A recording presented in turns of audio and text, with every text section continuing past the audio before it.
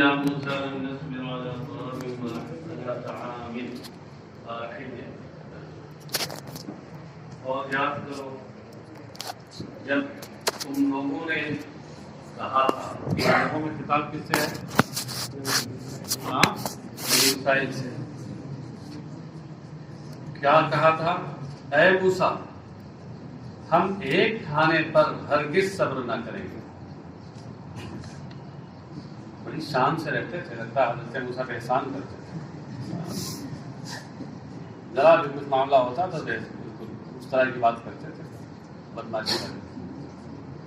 ہم ایک کھانے پر ہرگز صبر نہیں کریں گے۔ یہ میدان تین میں جب پہنچے اور ظاہر سی بات لک دک میدان میں کھانے پینے کی چیزیں کہاں، تو پہلے تو یہ کہا کہ اپنے رب سے کہیے کچھ ہمارے کھانے پینے کا انتظام کریں۔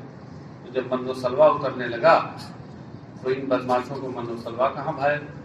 ہاں تو کہنے لگے کہ ایسا ہے کہ ہم ایک کھانا نہیں، ہم کو پہلے وہاں رہتے تھے اپنے یہاں کھیرا ککڑی سبزی اور یہ سب کھاتے تھے، لگتا ہے بالکل شدھ شاکاہاری تھے۔ ہم کو وہی چاہیے۔ اب آپ یہ بتائیں کہ ان کو کھانا جو ملتا تھا وہ کیا ملتا تھا؟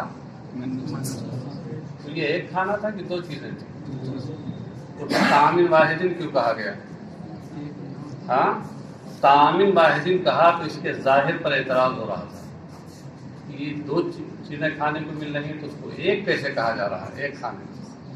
تو مفسر نے اس کا جواب دیا الا طعام اے الا نوع منہ۔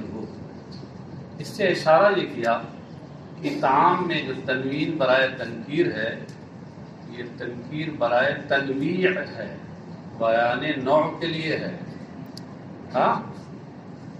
کبھی کبھی تنکیر بیان نوع کے لیے ہوتی ہے، کبھی بیان جنس کے لیے آتی ہے، اور کبھی بیان فرد کے لیے بھی ہوتی ہے۔ تو یہاں تنوین تنکیر برائے تنویع ہے، نوع کے بیان کرنے کے لیے ہے۔ اس لیے اب مطلب یہ ہوا کہ لن نصبر علی طعام اور اے نوع من الطعام واحد، نوع واحد من الطعام، ایک قسم کے کھانے پر ہم صبر نہیں کریں گے۔ یا دوسرے لفظوں میں یہ کہہ لیجیے کہ واحد جو یہاں آیا ہے، یہ واحد کئی طرح سے ہوتا ہے۔ واحد بالفرد یعنی فرد واحد، واحد بالنوع یعنی نوع واحد اور قسم واحد، اور واحد بالجنس یعنی جنس واحد۔ تو یہاں واحد سے مراد کیا ہے؟ واحد بالنوع ہے، یعنی ایک قسم کا، ایک نوع کا کھانا۔ لہذا اب قرآن کریم کے اس تعبیر پہ کوئی اعتراض نہیں۔ وَهُوَ الْمَنُّ وَالسَّلْوَىٰ، اور یہ من و سلوا تھا۔ اور بھی جوابات اس کے دیے گئے ہیں، لیکن جو مفسر نے جو اختیار کیا ہے اس کو سمجھیے، وہی سب سے بہتر ہے۔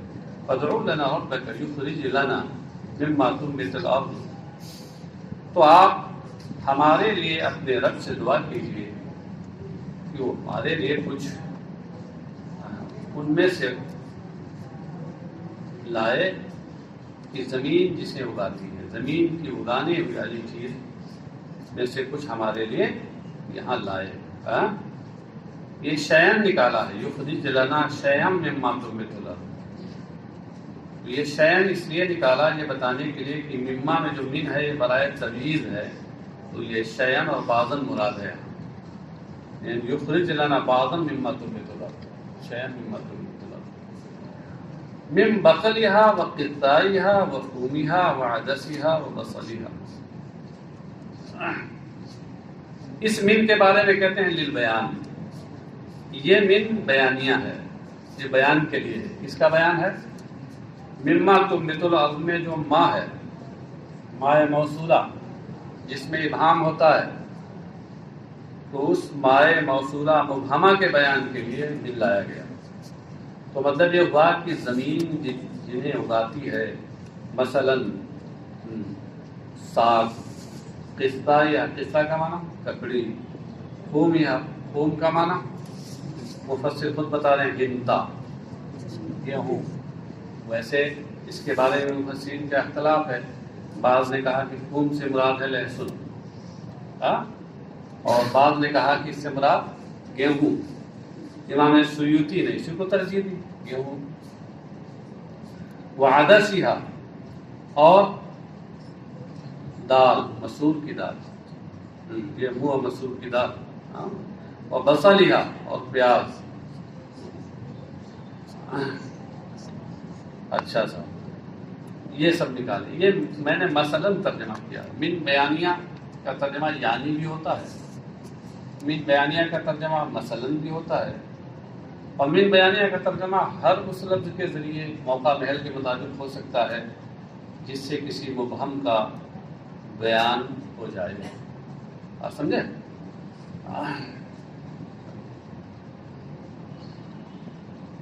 قال اتستبدلون الذی هو ادنی بالذی هو خیر. اب یہاں قال تو کہا، کس نے کہا؟ دو احتمال ہیں. ہاں، ایک احتمال کو تو آپ کے مفسر نے ظاہر کر دیا، قال لهم موسیٰ، موسیٰ نے ان سے کہا. اور دوسرا احتمال رہا تو اس کو آپ کے محشی نے ظاہر کر دیا، نیچے لکھا اب اللہ، یعنی اللہ نے فرمایا. جب اللہ نے دیکھا کہ یہ سب یہ کہہ رہے ہیں تو اللہ نے فرمایا اتستبدلون الذی هو ادنی بالذی هو خیر. براہ راست نہیں کہا تھا حضرت موسیٰ کے واسطے سے، لیکن زیادہ ظاہر یہی ہے کہ حضرت موسیٰ نے کہا تھا. اس لیے مفسر نے اسی جو ظاہر احتمال ہے اسی کو اپنایا ہے. موسیٰ نے ان سے کہا، بنی اسرائیل سے، کہ کیا تم اس چیز کو جو ادنا ہے اس کو بہتر کے بدلے میں لینا چاہتے ہو؟ ادنا کا معنی یہاں اخص. ویسے ادنا دنون سے بنا ہے، اور دنون کا معنی ہوتا ہے قرب کا. تو ادنا معنی اقرب. ارے اسی سے آپ کی دنیا بنی ہے، دونوں ہی سے تو دنیا بنی ہے آپ کی. اس کی اصل ہے الدار الدنیا، یعنی الدار القربہ، وہ گھر جو نہایت قریب ہو. آپ کا ایک گھر دائمی ہے جو نہایت بعید ہے، آخرت. اس کو دار الاخرى یا آخرہ یا عقبہ کہتے ہیں. اور یہ دنیا اس کے لحاظ سے نہایت قریب ہے، اسی میں ہیں آپ، اس لیے اس کو دنیا کہتے ہیں. تو وہ دنیا اسی کا مذکر ہے ادنا. ادنا یہ اخص. اس کا اصل معنی تو ہوا اقرب، جو قریب ترین ہو. یہاں اس سے مراد مکانی قریب ترین قرب نہیں ہے، بلکہ رتبی قرب ہے. رتبے اور درجے کے اعتبار سے جو قریب ہو، اور جو درجے اور رتبے کے اعتبار سے قریب ہوگا وہ گھٹیا ہوگا، اور جو درجے اور رتبے کے اعتبار سے بعید ہوگا، دور ہوگا، وہ ظاہر سی بات اشرف والا ہوگا. تو کہا کہ کیا تم بہتر کے بدلے میں کمتر لینا چاہتے ہو؟ وہ خیر، خیر کا معنی بتا دیا اشرف ہے. تاخذونہ بدلہ، اس سے کیا اشارہ کیا؟ اس سے اس بات کی جانب اشارہ کیا کہ استبدال میں یہاں اس کا لغوی معنی اخذ البدل، اخذ الشیء بدل الشیء. اتستبدلون میں جو حمزہ ہے یہ حمزہ استفہام انکاری کے لیے ہے. استفہام انکاری کسے کہتے ہیں؟ الاستفہام الذی ظاہرہ استفہام و باطنہ او المراد منہ نفی و انکار. بظاہر وہ استفہام ہو اور اس سے مراد نفی و انکار ہو. تو یہاں تستبدلون میں جو حمزہ استفہام انکاری کے لیے ہے، یعنی مطلب یہ ہے کہ تم لوگوں کو بہتر کے بدلے میں کمتر نہیں لینا چاہیے. والحمزۃ للانکار فابوا ان یرجعوا.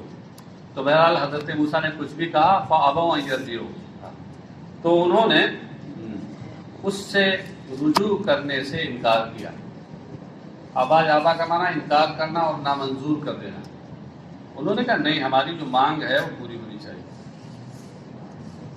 فدعا اللہ، تو اللہ تعالیٰ سے حضرت موسیٰ نے دعا کی، فقال اللہ تعالی، فقال تعالی، تو ارشاد باری تعالیٰ ہوا، احبطوا مصرا فإن لكم ما سألتم، احبطوا مصرا یعنی انزلوا مصرا، یہ حبط یحبط حبوطا بمعنی نزلہ سے صیغہ امر ہے، اور مصرن کے بعد من الانصار نکال کر کے مفسر نے اشارہ کیا، یہاں مصر اپنے لغوی معنی میں ہے یعنی شہر کے معنی میں، اور تنوین برائے تنکیر ہے، سمجھے؟ اچھا بعض مفسرین نے مصر کو معرفہ والی شکل میں لیا ہے، یعنی خاص شہر مصر جو اب تو ملک ہے وہ مراد دیا ہے بعض نے، لیکن راجع یہی ہے کہ یہاں وہ مراد نہیں ہے بلکہ کوئی بھی بستی اور شہر مراد ہے۔ تو ارشاد باری تعالیٰ ہوا کہ احبطوا مصرا یعنی انزلوا مصرا من الامصار، کسی شہر میں اترو، قیام کرو، اترنے سے مراد ہے قیام کرنا، یعنی کسی شہر میں اب قیام کرو، یہاں تو تم لقدق میدان میں ہو، یہاں کھیرا ککڑی یہ سب کہاں ساگ واگ موجود ہے، یہ سب کھانا ہے، کسی قریب ترین شہر جاؤ، فَإِنَّ لَكُمْ مَا سَأَلْتُمْ یعنی فَإِنَّ لَكُمْ فِيهِ مَا سَأَلْتُمْ مِنَ النَّبَاتِ، یہ من النبات یہ بیان ہے ما سألتم میں ما کا، یعنی اس سے مراد ہے زمین سے اگنے والی چیزیں، اس لیے کہ وہاں تمہارے لیے زمین سے اگنے والی یہ چیزیں موجود ہیں جن کا تم نے سوال اور مطالبہ کیا ہے۔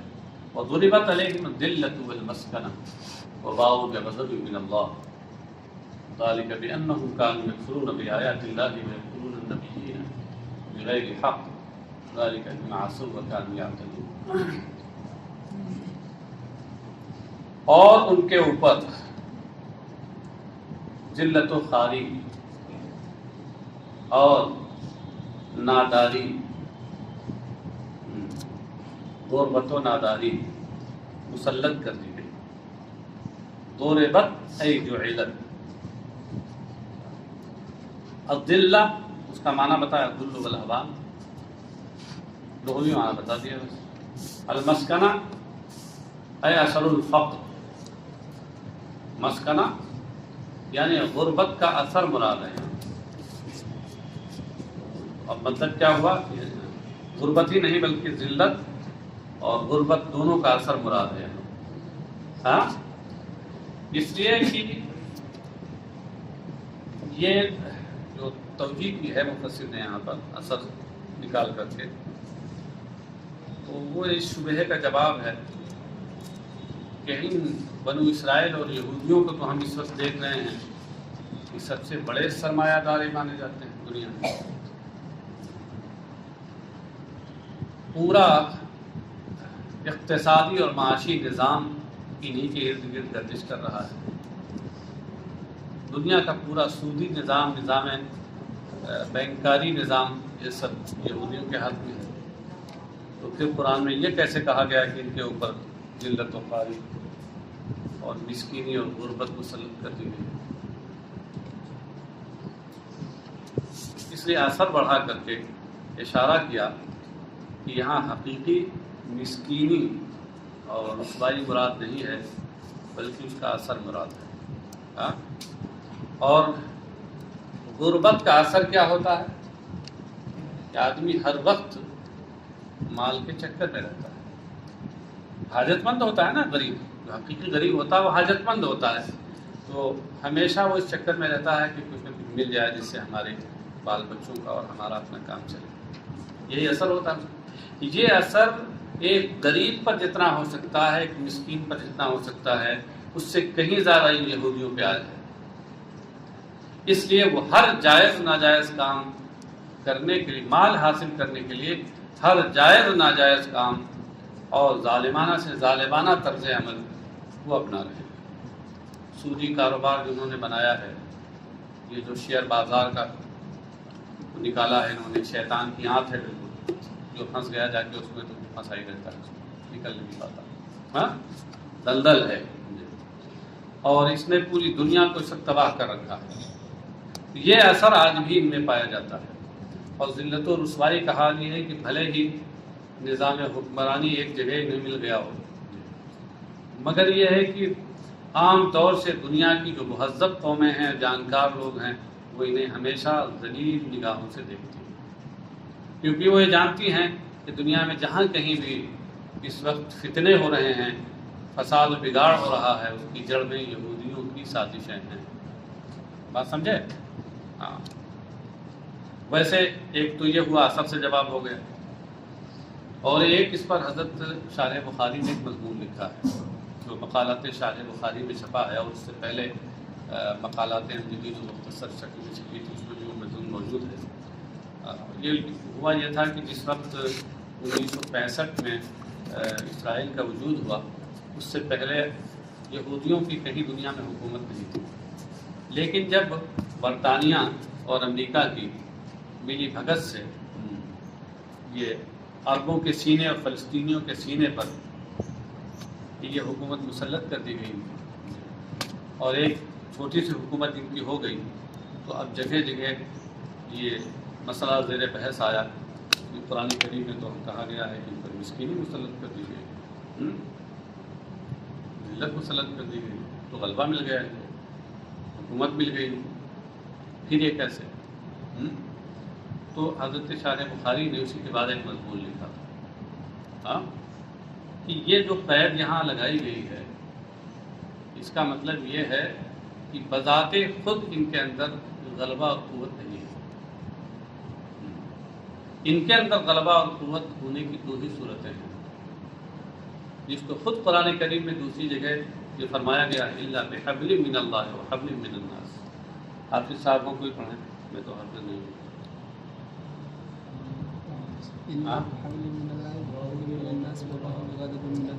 اس سے پہلے سے پڑھیے تو یہی مشکل ہے، اس سے پہلے سے پڑھیے۔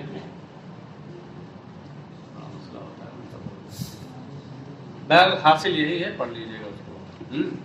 حاصل اس میں کیا ہے؟ اس میں دو چیزیں بتائی گئی ہیں کہ ان پر یہ چیزیں مسلط کی گئی ہیں، دو صورتیں ہیں ان کی اس سے نکلنے کی، الا بحبل من اللہ اور حبل من الناس، یا تو یہ اللہ کی رسی کو پکڑ لیں، یعنی اپنا یہ مذہب چھوڑ کر مذہب اسلام میں داخل ہو جائیں تو غلبہ مل جائے گا، یہ چیز ختم ہو جائے گی، اور حبل من الناس، یا اور لوگوں کی رسی پکڑ لیں، کبھی برطانیہ کی رسی پکڑے ہوئے ہیں، کبھی امریکہ کی رسی پکڑے ہوئے ہیں، ذرا چھوڑ کے دیکھیں کیا حال ہوتا ہے، منٹوں میں عرب ان کو مسل کے رکھ دیں گے۔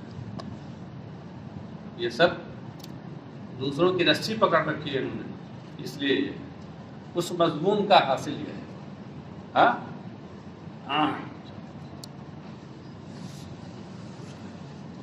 اے اثر الفقر من السکون والخزي فهي لازمة لهم وإن كانوا أغنياء لزوم الدرهم المضروب لسكته، یعنی غربت کا اثر وہ مسکینی اور ذلت و رسوائی، تو یہ ان لوگوں کے لیے لازم ہے، اگرچہ یہ مالدار ہیں مگر یہ چیز ان کے لیے ایسے ہی لازم ہے، ان سے ایسے ہی چمٹی ہوئی ہے جس طریقے سے ٹکسال ڈھلے ہوئے درہم کے ساتھ چمٹا ہوا ہوتا ہے اور لازم ہوتا ہے۔ سکہ جانتے ہیں، سکہ لوہے کے اس آلے کو کہتے ہیں جس پر آپ کی کرنسیاں ڈھالی جاتی ہیں، تو وہ ایک باضابطہ قالب ہوتا ہے، سانچہ ہوتا ہے، سانچہ کہہ لیجیے، اس میں کچھ نقش و نگار بنے ہوتے ہیں، اور جس مادے کا، سونا یا چاندی یا لوہے یا پیتل یا جس کا بھی سکہ ڈھالنا ہوتا ہے تو اس پہ ڈالتے ہیں، اور ڈالنے کے بعد کیا اس میں وہ جو نقش و نگار بنے ہوتے ہیں اس کے ساتھ وہ ایک سکہ تیار ہو جاتا ہے، اسی کو عربی میں سکہ کہتے ہیں، اس آلے کو، اس سانچے کو جس پر ڈالے جاتے ہیں۔ تو کہہ رہے کہ جس طریقے سے وہ کرنسی ڈھالنے کا جو سکہ ہوتا ہے اس کا اثر جس طرح درہم پر لازم ہو جاتا ہے کہ درہم میں آ جاتا ہے، ایسے ہی فقر و تنگ دستی اور رسوائی کا اثر ان کے ساتھ بالکل لگا ہوا ہے۔ ٹوٹا ہوا ہے. بات سمجھے؟ اگرچہ یہ مالدار ہیں دیکھنے میں، مگر اس کے باوجود، مالدار ہونے کے باوجود غریب ہیں. کہ غریب جو کچھ کرتے ہیں اس سے زیادہ بڑھ کے یہ سب کرتے ہیں. اور آپ تو جانتے ہیں لیس الغنی بالمال انما الغنی غنی النفس. مالداری سے، مال کے ذریعے سے مالداری نہیں ہوتی، غنا نہیں ہوتا، جس کا ترجمہ آپ لوگ مالداری کرتے ہیں. ہاں، صحیح اور حقیقی معنوں میں جو غنا ہے وہ تو یہ ہے کہ دل غنی ہو. ہاں، شیخ سعدی کہتے ہیں اسی حدیث کی روشنی میں کہ تونگری بدلست نہ بمال، بزرگی باقلست نہ بسال، وباؤ بغضب من اللہ، اور وہ اللہ کے غضب کے ساتھ واپس ہوئے. باؤ رجو، اس کا معنی یہ لوگوں نے بتا دیا. با جب، اچھا ہاں ایک چیز یہ رہ گئی یہاں پر، یہاں اصل میں عبارت میں قلب ہو گیا ہے. لزومت درہم المضروب لسکتی، اصل میں ہے کیا؟ لزوم السکتی للدرہم المضروب، یہ ہے اصل. سمجھے؟ تو قلب مکانی ہو گیا. قلب مکانی تو ہوتا رہتا ہے کلام میں، یہاں بھی ہو گیا. اور ہم نے جو ترجمہ کیا تھا وہ اصل کے اعتبار سے کیا تھا، اس قلب مکانی کی جو موجودہ صورت ہے اس کے لحاظ سے نہیں کیا تھا.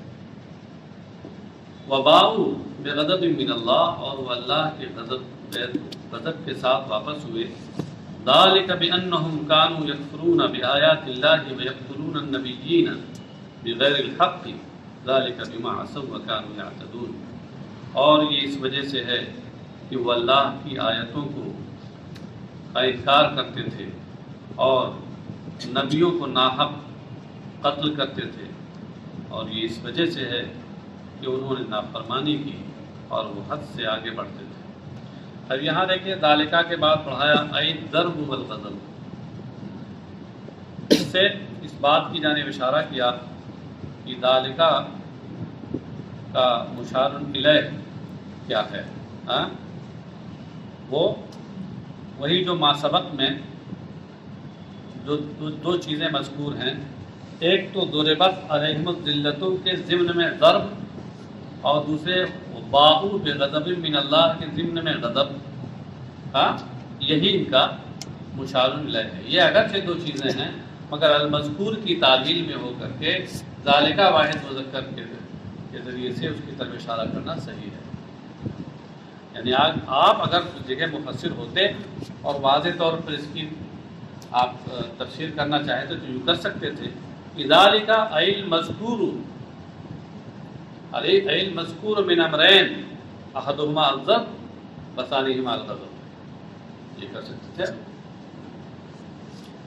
بِأَنَّهُمْ، اس کی تفسیر میں کہتے ہیں بسبب انہم. کیا بتایا، کیا اشارہ کیا اس تفسیر سے؟ جلدی بتاؤ. یہ بتایا کہ باسببیہ ہے. یہ تو جگہ جگہ بتا رہے ہیں نا، تو جو چیزیں بہت عام ہیں ان میں آپ کو بتانا چاہیے تاکہ یاد ہوتا رہے. اس وجہ سے ہے کہ وہ اللہ کی آیتوں کا انکار کرتے تھے اور نبیوں کو کا زکریا و یحییٰ، جیسے حضرت زکریا اور حضرت یحییٰ.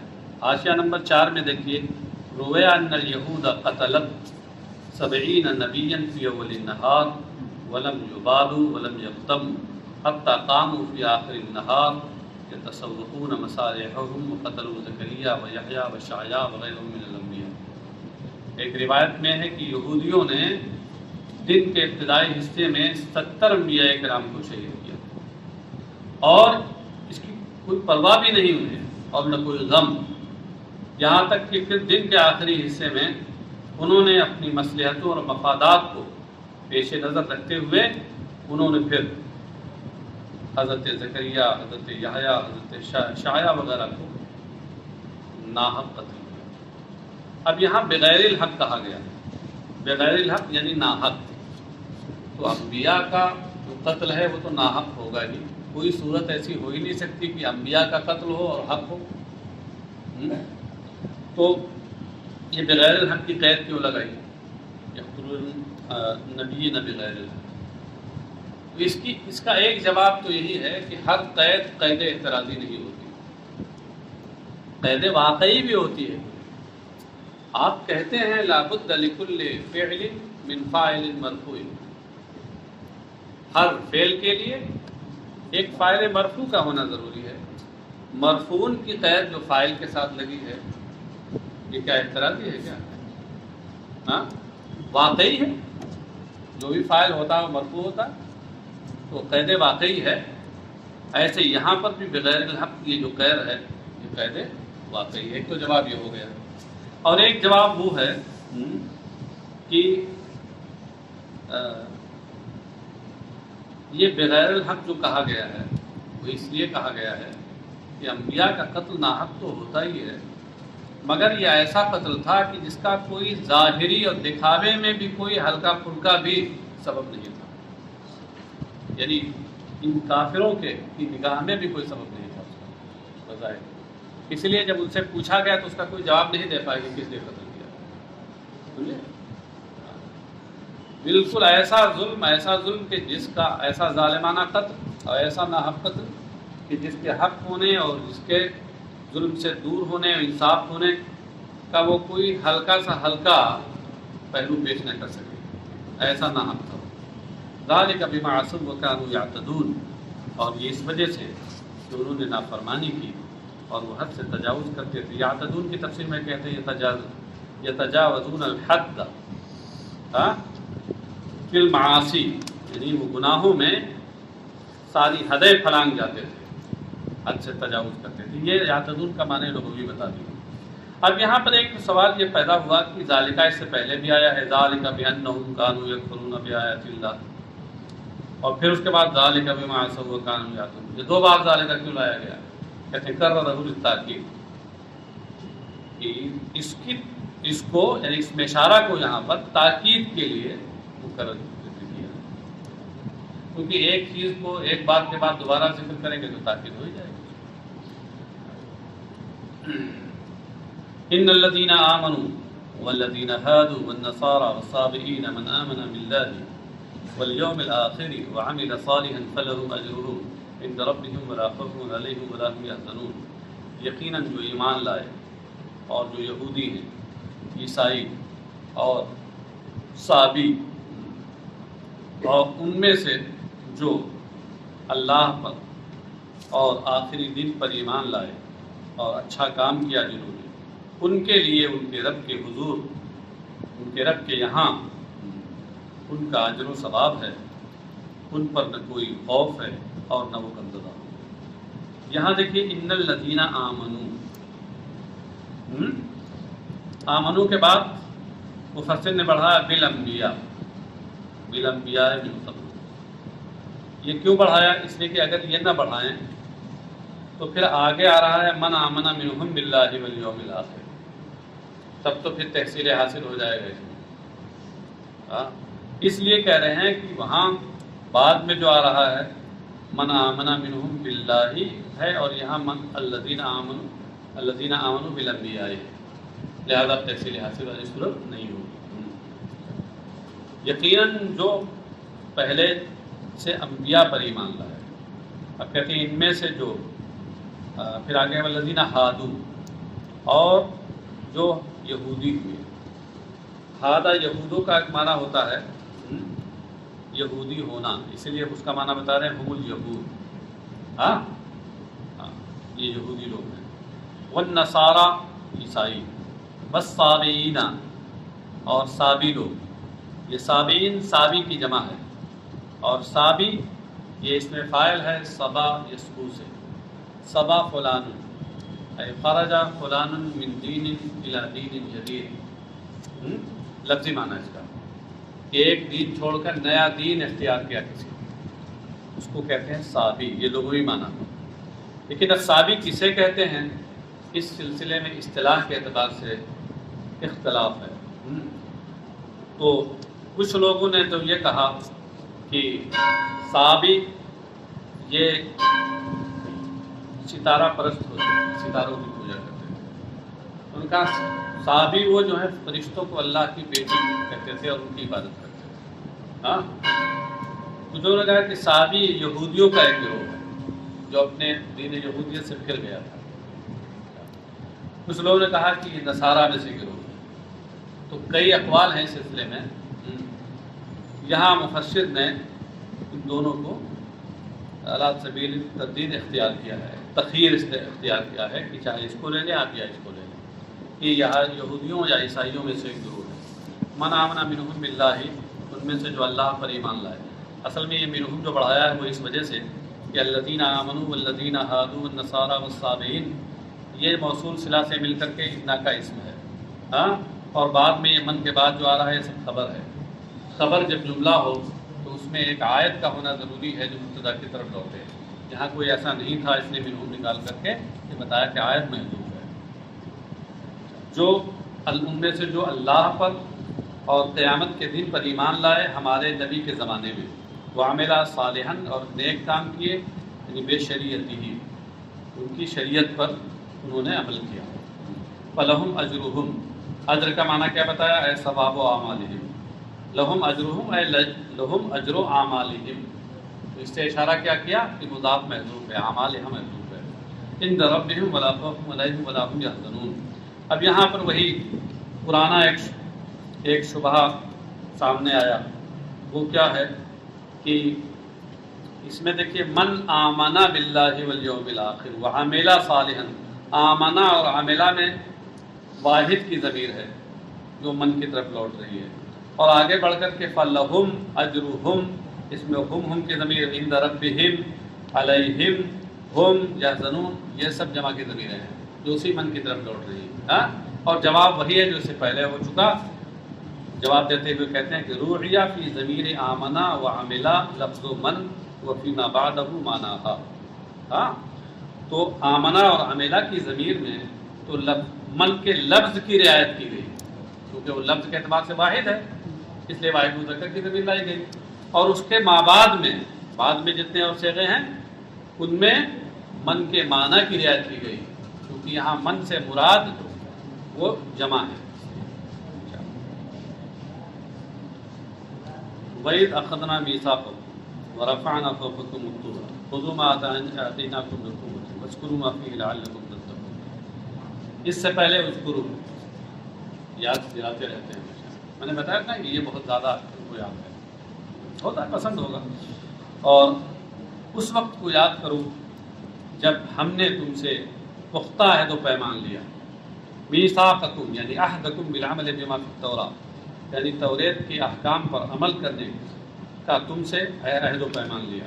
اس سے اشارہ یہ کیا، عہدکم سے اشارہ یہ کیا کہ میثاق کا معنی عہد ہے، اور ساتھ ہی ساتھ پھر عمل بما فی التوراۃ نکال کر یہ بتایا کہ یہاں میثاق میں اضافت برائے عہد خارجی ہے، مخصوص عہد و پیمان مراد ہے، خاص فرد مراد ہے اس کا. ورفعنا فوقکم الطور، جبکہ ہم نے تمہارے اوپر طور کو اٹھا رکھا تھا. رفعنا سے پہلے قد نکالا اس بات کی جانب اشارہ کرنے کے لیے کہ یہ جملہ حال واقع ہے اخذنا میں نہ ضمیر فاعل سے. کیوں؟ اس لیے کہ جب جملہ فعلیہ میں ماضی حال بنے تو اس صورت میں قد کا ہونا ضروری ہے. لفظاً ہو سبحان اللہ نور علی نور، ورنہ مقدر ہوگا. یہاں لفظ میں نہیں ہے تو اس نے کہا کہ بتقدیر قد، یہ رفعنا حال واقع. نیچے لکھا ہوا ہے یشیر الی ان الجملۃ حال بتقدیر قد. اچھا، تمہارے اوپر طور پہاڑ کو ہم نے اٹھا رکھا تھا. اطلعناہ من اصلہ علیکم لما ابیتم قبولہا، اس کو جڑ سے تمہارے اوپر اکھاڑ رکھا تھا تمہارے اوپر جب تم نے اس کو قبول کرنے سے، یعنی توریت کو اور اس کے احکام کو ماننے سے تم نے انکار کر دیا. خذوا ما آتیناکم، اس سے پہلے وقلنا نکال کر کے یہ بتایا، قلنا نکال کر کے کہ خذوا ما آتیناکم، اس کا عطف رفعنا پر ہے لیکن بتقدیر قلنا، اس لیے کہ خذو کا براہ راست رفعنا پہ عطف نہیں ہو سکتا، ورنہ عطف الجملۃ الانشائیہ الجملۃ الخبریہ لازم آئے گا. اور ہم نے کہا کہ ہم نے تمہیں جو دیا ہے اس کو مضبوطی کے ساتھ کیا، یعنی جد و جہد اور محنت و کوشش کے ساتھ اس کو پکڑو. وذکروا ما فیہ، اور اس میں جو کچھ ہے جو احکام ہیں ان کو یاد کرو. یاد کرنے سے کیا مراد ہے؟ بالعمل بھی، یعنی اس پر عمل کرو. اس میں با بائے تصویر ہے، تشریح بار بار ہو چکی.